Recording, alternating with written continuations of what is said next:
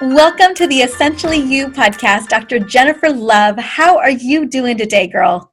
Oh, I'm so happy the day's over. I'm glad I just get to sit and talk with you for a while. It's Yay! great Well, to be here and see you today. also, how great is it that this gets to be a part of our job in our career in a lot of ways, like to get to Mhm. have these conversations, to get to talk about, solving one of the biggest issues that a lot of people are dealing with right now. And that is, Right? we're talking about 5 steps to healing our brain and our body and life from chronic stress. And Hmm. I know, and you know, that this last year has been unprecedented. Oh my Like, this is gosh. a different kind of year. 2020 is like a swear word and will go down in history as like the worst word anyone could ever use. It's so true. Like, in so many of us, depending on the circumstances, whether we are working too much or we're working too little, or we've got family to take care of, or we're wearing multiple hats, like we all of a Mhm. sudden became teachers and we're working from home and just so many things going on. And let's be honest, most of us, we were dealing with stress before 2020. You know, Exactly. I wrote my book before 2020. so talk to me about how that has shifted for us. Like 2019, a lot of us probably could have left that year too, feeling definitely a bit stressed. And then we come into 2020 and there are mounting stressors that we absolutely could not have predicted. Oh my goodness. Well, New Year's is my favorite holiday because I love this concept of like a fresh new beginning and taking what's happened in the year and putting it behind you and starting with something new. Rethink that after this year. I may have to pick a different new holiday. But all the stresses, this book was written with the intention of helping people deal with these major stressors we get in life: losses, divorce, cancer, having a child with special needs, aging parents, a midlife crisis, chronic pain, bullying, trauma, existential crisis, spiritual crisis. Like, that's what we really wanted to get at. And when 2020 hit, it added to all of the stuff that we go through in life. It was a pandemic. It's social justice. It's California's on fire, right? And then, trying to figure out how to get, scramble my practice at home. And for me, like, my identity was stolen. Someone filed my taxes and stole my return. And so I'm trying to like call the IRS, but they're not open because it's a pandemic. It was just one thing after another, after another, after another, on top of all the things that we've been dealing with already on a regular basis. And so you're seeing all these articles that are coming out about people, having to see the dentist because their teeth are breaking, because they're clenching or grinding so hard at night, people's hair's falling out. They're just having all these symptoms of stress because of this compilation of everything from this year. I hear that 100%. And I see that in my own family. I see that in the women that I take care of. I see it in everyday conversations. It's definitely the Mm-hmm. thing that people know is kind of like this heavy weight on their shoulders. Now, when we Mm-hmm. talk about stress, one of the things we were talking about a little bit before we got into the conversation, the official conversation, is that I think everyone knows that they're stressed. They go to, I forget what the number is, like 98% of patient visits, if it comes up, people are going to tell their primary care physician or their doctor that they feel that they know they're stressed. Mm-hmm. However, I find that not everyone always knows how stress feels. Like, there's a Mm-hmm. lot of compounding disruptive symptoms, like you had described, people having to go to the dentist because they're grinding their teeth and their teeth are chipping and they're Mm-hmm. falling out. Where people aren't able to sleep at night. They're waking up Mm-hmm. exhausted. What are some of the more surprising symptoms of chronic stress that people may be completely overlooking, may not even realize are actually due to the stress that they're dealing with right now? So I think one of the things that surprises my patients the most is the immune system and how that can fall apart. People are more susceptible to having like colds and flus and that kind of thing. But you can also have an increase or development of allergies. So people will start having allergic reactions and they haven't changed their diet. They've never had food allergies before, but suddenly they develop these sensitivities. the immune system is so on edge. We can even see with certain traumas that there's an increased rate of autoimmune disorders. The body will attack its own thyroid. And so I think a lot of people struggle to see, the development of like autoimmune or allergies or whatever as part of their stress. Certainly weight gain, having restless sleep. But there are so many different things that mimic each other that it's hard to tell. Brain fog, poor focus and concentration. People come to me every day saying that they have attention deficit disorder. And when I do testing, I'm like, gosh, your frontal lobe is perfect. Like, how stressed are you? Oh, well, I have stress, but that's not getting in my way of focusing. I have ADD. I'm like, no, you have stress, or you have a thyroid disorder. You have, we run labs and look at all these, what can be going on. So the focus, fatigue, those are really common. Sugar cravings, of course. And, the teeth grinding, hair falling out, all of that. Yeah. How about, one of the big ones I see a lot is period problems. If you are stressed in August, you are going to feel it in September. Yes. So our hormone levels can be changed and sex drive can be changed. So women's cycles, like the length of it, can shorten or lengthen, and testosterone levels fluctuate. For women, our primary source of testosterone is the adrenal glands. And that's part of our body's alarm system when we're stressed. And when you think about it, our body's system is designed to protect us from like bears, right? When we used to live in caves. And so when you get into this fight or flight, it makes sense that reproduction is not like on the agenda. And so you can really lose your sex drive with chronic stress. And that is really frustrating for people because sex is one of those things that for many people relieves stress. But women's testosterone levels, can just fall right off the chart. So yeah, PMS can be a lot worse as well and be exaggerated. For women who typically would have more mild symptoms, they can have it a lot worse. I so appreciate you just kind of giving us the wide spectrum of how physiologically our bodies can just take a toll when it comes to just a lot of stress coming into the system. And I know it can look very different for people. Definitely the immune system, a huge, huge part of it, mainly because we know that our stress hormones are helping to regulate that immune system as well. So no surprise there. I wanted to just speak into, now that we've identified some of the biggest symptoms and more surprising symptoms, when we think about how our symptoms of chronic stress relate to us in general as a person, how does past experiences or past traumas play a role? When it comes to kind of looking at root causes for physiological issues, I think two of the most kind of what feels a little bit intangible, like we can't really always see it, is stress and trauma. Can you talk to me a little bit about how past experiences, even past traumas, can have an effect on us right now? Yes, I could talk to you for hours about this because that is our everything. Our past experiences provide the lens through which we see our current situation. And I always say to patients, what's happening to you is much less important than the context in which it's happening. So in other words, you and I could go through the same crisis. We could each have a divorce. And you may just say, oh, well, I was looking to get a new spouse anyway. And I might be devastated for years and never be able to engage in a relationship. We may have very different responses to that based on our experiences. And so it's really important for me as a physician to understand what's going on and what the emotional experience has been. Because one, it's going to make the physical symptoms worse. And two, our emotional responses get worse. My favorite saying in my field, which is also one of my favorite sayings in my life, so this is very telling, is that if it's hysterical, it's historical. So if how I'm responding today is really disproportionate for what's going on today, then my response isn't about today at all. And so that's when I know when, I'm having this 5-alarm fire going off and there's just a little bit of smoke, that my big fire alarm probably has more to do with the past than it does right now. So understanding all that makes a really huge difference in terms of the types of treatments we need to do, and then helping people understand why they're having these responses when sometimes we just can't understand it. I give an analogy in the book. Oftentimes, I picture us each of having this giant yellow bucket. I don't know why it's yellow. That's my imagination.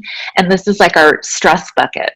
And, the universe has this giant hose and it just pours water into our stress bucket. And once it's full, it's full. And if one drop gets added, it's going to go over the edge. And we will lose our marbles over something so tiny, like the dog got let out, or where's the toothpaste, or why is the milk on the counter? And it's confusing for us, and it's confusing for the person who handed us just one tiny drop, but that's enough to pull us over the edge. And so, how much is in that bucket plays a huge role in how we handle with it. And really, the idea behind the 5 steps is looking at the bottom of the bucket. There's this spigot, and we open it, and we want to pull the old stuff out. The volume comes down, and we have a capacity for dealing with tons of stuff getting poured into the bucket now. So that past stuff that's already in there is everything. So true. And I think anyone listening right now can recall a time, probably even in the last week, where the trash wasn't taken out, or there was something that should have been in the fridge that wasn't, or they couldn't find whatever it was, the toothpaste, the deodorant, right, whatever it was. And that was the tipping point. We lose it, right? We've all done that. We feel so stupid about it, but it's a very human thing, and it has to do with the compilation of stress. So I want to talk about, because a lot of us so often don't recognize that. We don't recognize that we're being triggered by a previous trauma or a previous life experience. And we don't realize that that's kind of the linchpin that could just tip us over the edge with something so small. Looking at your new book, which looks at the 5-step plan to really address, healing the brain, healing the body, healing your life from what I consider to be just an everyday barrage of stressors. Is a part of the 5-step plan kind of addressing some of these previous life experiences that really make up who we are today?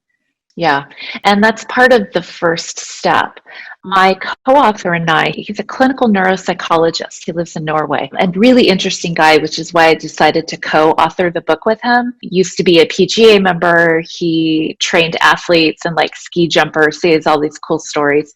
But so we were trying to figure out, with our differences in our backgrounds and training, him as a clinical neuropsychologist, me as a psychiatrist, addiction medicine specialist, how do we take what we do on a day-to-day basis and make it accessible and make it straightforward, but still take people as deep as we need to without simplifying the process too much. So it's, kind of a long story how we ended up with 5 steps, because how do you decide, like, how many steps are you going to make and what is it going to be? But we decided 5 steps and looking at the fingers of the hand. And the first step is get a grip. It's the thumb. And getting a grip on your problem is naming the problem, but to really figure out what it is. So 1, you have to stop escaping. So you can't, be drinking bottles of wine every night, or absorbing yourself in video games or pornography, or being on your phone constantly. Those things are distractions, and we go to them. Our brains want the fastest route to calm down when we're really stressed, but they take away our attentional focus. So we have to stop escaping, bring the focus in, name the problem, and then really get at what's underneath this problem. What is the meaning of this problem to me? So what is the meaning of, let's say, the pandemic or economic, whatever's going on in the community? Like, what does it mean to me personally? And so we walk people through that. How do you dig down? How do you find your own sensitivities that go back to your relationship with your parents or childhood experiences? So that's all part of the beginning of getting an understanding and getting a grip on what's going on and why you're reacting the way you are. Powerful. And so that first step is 1, okay, removing the distractions, which I know Again, That's the easiest hard. path. Yes. You talked Well, about some pretty compelling distractions that I think anyone can relate to. You think about even like TikTok becoming the thing during the pandemic. It's such a powerful distraction. And let's say I'm in a situation where I recognize that I'm being triggered, or every day it's 6 o'clock, I'm done with my workday, and I want to unplug. Instead of the unplugging, really kind of maybe focusing in on why is it that I feel the need to unplug? Just trying to get some clarity around that. So should we be looking at it around that time, or maybe just looking around at the time where we are feeling highly triggered or we're feeling overwhelmed?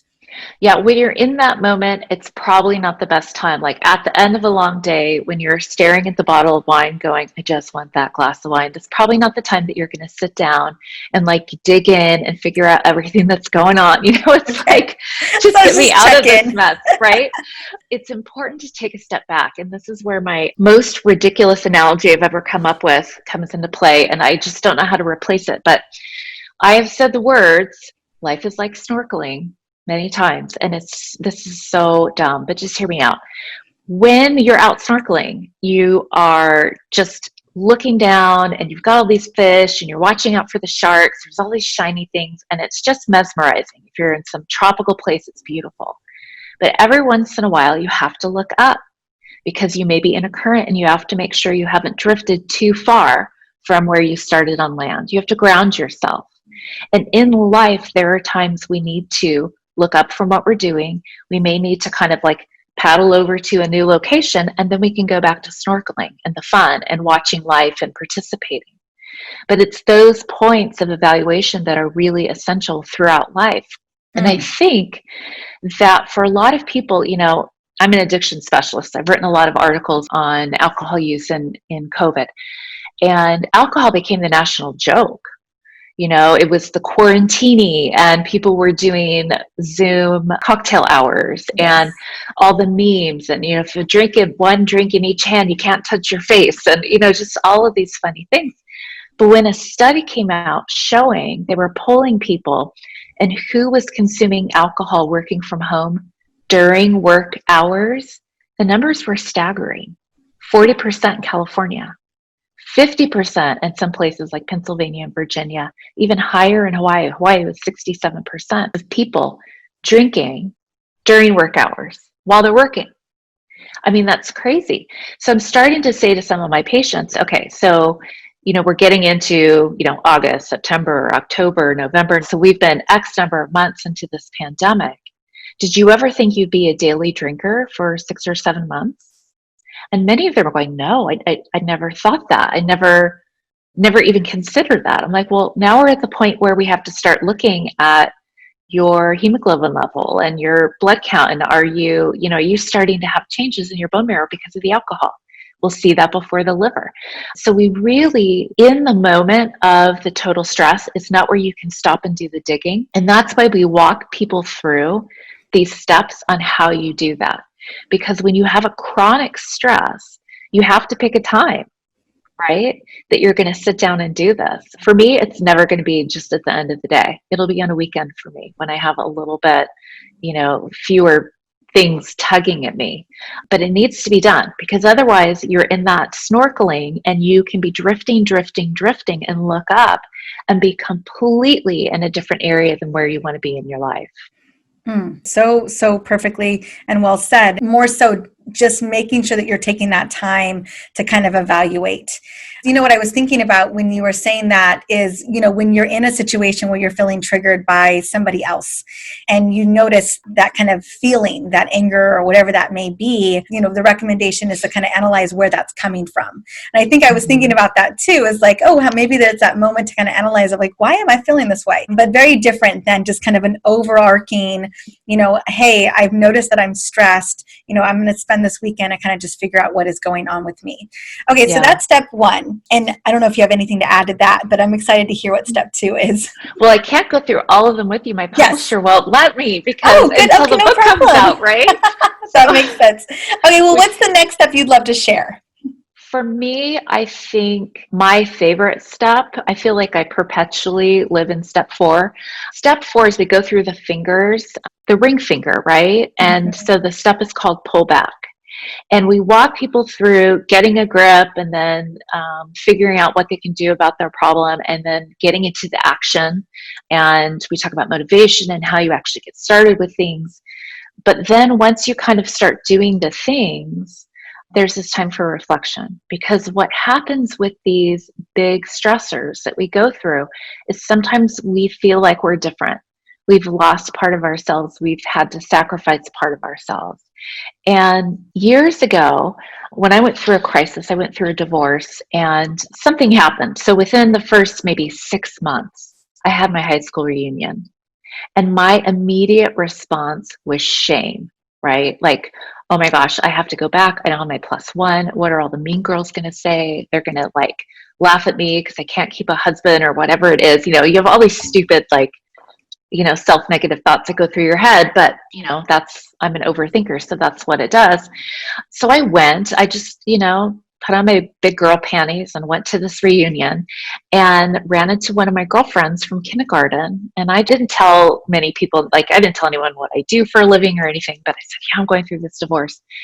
And she said to me, like, I will never forget the words that this woman said to me. She said, Jenny, I'm so excited for you. She calls me Jenny because kindergarten, we were friends. And I was looking at her like, are you crazy? And she said, you get to have a renaissance. Anything you want to do in life, you can do. And it was like, it hit me. And I'm thinking, duh, I'm a psychiatrist. But, we don't think about these things in our lives. And I had been so focused on shame, on what had gone wrong, on all the problems on my plate, that I didn't see it as a time of renewal. And Allie's words to me completely changed my perspective.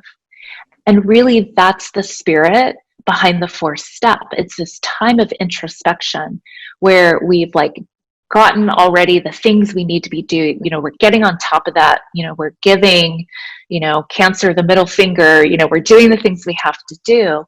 Now it's time to reflect. And so for me in my divorce, it was, okay, where am I in life? Where did I think I was going to be in life? How did I get over here? How do I get back to me? And how do I get back to the me that I was before this crisis? And that's really my favorite part. I think probably because I'm an overthinker and an overanalyzer. I live in a perpetual state for just analyzing everything.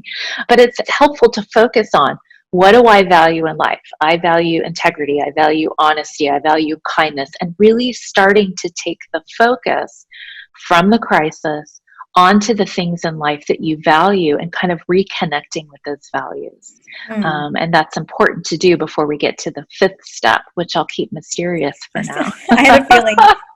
Also in step four, is there, when you kind of do that reflection, is that an opportunity to kind of reframe? Because I feel like that's what your friend from kindergarten did, is she just had like this major reframe for you.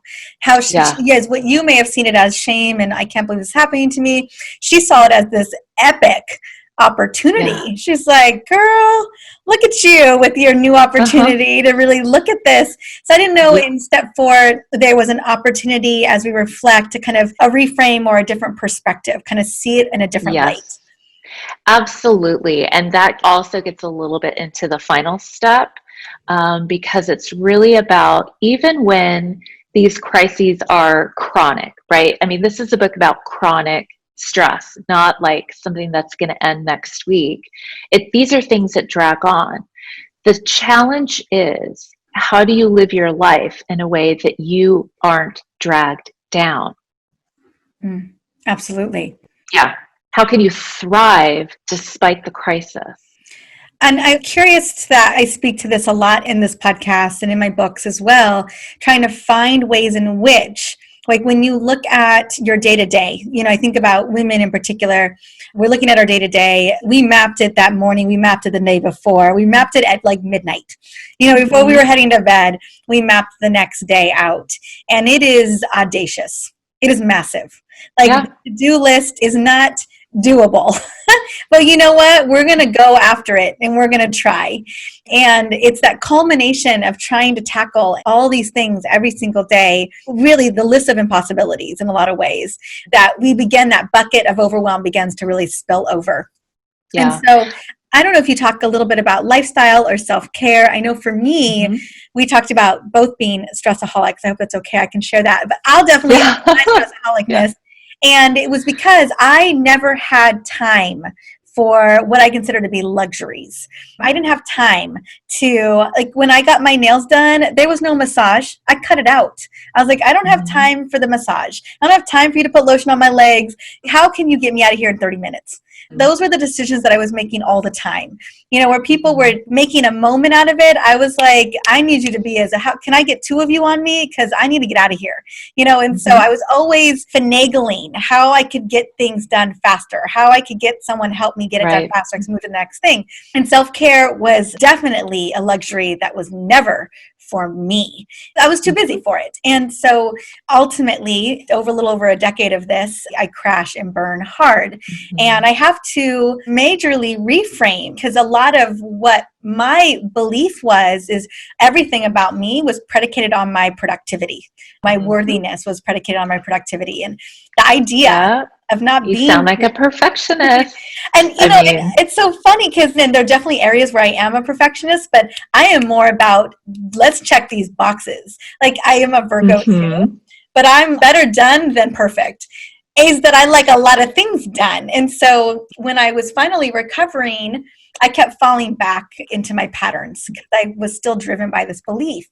And it wasn't until I finally identified the belief and realized that daily little moments of self-care, little moments of grace in my day was going to be the saving grace for me. And so I don't know if any of that is ever kind of talked about as well inside of the book. Absolutely. There's a whole section on reflection and simplification without feeling guilty. A colleague of mine, Dr. Michelle Flowers, she's in Chicago, and she's a psychiatrist, and she's board certified in child adolescent psychiatry, and she's a mom with 4 kids. And at the beginning of the pandemic, her advice was, okay, if you write down the 5 essential things you absolutely have to do in a day, she said, immediately cross 3 off and just don't even think about doing them. Just do 2 and you're fine. And like, that was her mantra going in. Like, this is not the time when you're in crisis for perfectionist tendencies or to be the box checker. I asked myself, you know, what is the value that this activity gives me, or that this thinking pattern, or what I'm doing? Am I adding value to my life, or am I creating chaos? And we do this in our behaviors and our thoughts, you know, and I'm one of those that I'll get on this rabbit trail of thinking and go and go and go. And the question is that adding value? If I'm getting somewhere, it does. If I'm backing the car out of the driveway and pulling back in and backing out and going back, if I'm not getting anywhere, why am I doing this? So it's really kind of figuring out the things that you do that add value. What are the relationships that add value? Have certain relationships become toxic? How do you eliminate those or minimize those or put healthy boundaries around those? What are the things that you can do to improve your quality of life on a day-to-day basis? It's worth thinking about. I love that. I love, how is this adding value, or looking at it as how is this creating chaos? I think it's that introspection that you talked about, which was step 4, that really helps us to reframe and figure out. I love that I don't know if I could do it, having my 5 big rocks and then crossing off 3. I don't know if I could physically see the 5 on the paper and be like, I'm not doing 2 of those. Like, I'm looking at my this is my little paper right here. Oh, wow. Well, it was from the weekend, and I just keep adding to these are big rocks, massive project rocks. And if it's on that paper, I ain't crossing it off. And so, I mean, I think we got to, I just love that she was able to do that. I just don't put it on the list. I just don't. put it on there at all. I don't want to see it. I don't want to see it crossed out either, but we all have our thing. And so like for me, I have a morning ritual that's non-negotiable, and I have afternoon meditations that are non-negotiable. Like the way that they're just built into my life now and built into my day, that are just literally the grace that I need to have to function. And so I'm so grateful to hear one, those questions of just asking yourself, like, what value is this bringing to me? A whole lot of nothing, like just getting real clear on that, those really important questions. And then from there, making changes based on that, because it's clearly not serving. Yeah. I love that so much. Okay. Well, I know we got to keep some secrets in the book, and I'm so grateful that you have written this. Is there anything else you want to share with us about this beautiful book besides where to get it and all the good things? I could talk about this book for days on end. I'm really excited about it. I think it takes a process that can seem very daunting and makes it accessible for, I think just about every human. We're all going to go through a crisis. Even prior to 2020, we're all going to go through this crisis. And 2021 isn't looking so fabulous yet either. With everything up in the air, with the election, all that, who knows what's going to happen. I really believe that this is an approachable way. I think the big thing my co-author and I wanted to do was to have our personalities, our sense of humor, and everything in this book. We didn't want it to feel like a chore. Like reading a self-help book shouldn't feel like a chore. Doing work on yourself shouldn't feel like a chore. It needs to have humor in it. There needs to be a lighthearted approach. And so I think that's one of my favorite parts of the book is we each have our own chapters. We each use our own voices, but we have this cohesive message. So I'm super excited about it. It is available on Amazon in the US and in the UK. It's online in Australia. It's being translated into Russian. So if anyone happens to be listening from Russia, you'll be able to get this. I don't know when, but it's online. I don't know if anyone's watching a video, you can kind of see, I'll hold it up, but it is for sale now. I actually think it's on sale now for a little less. It's called When Crisis Strikes, 5 Steps to Heal Your Brain, Body, and Life from Chronic Stress.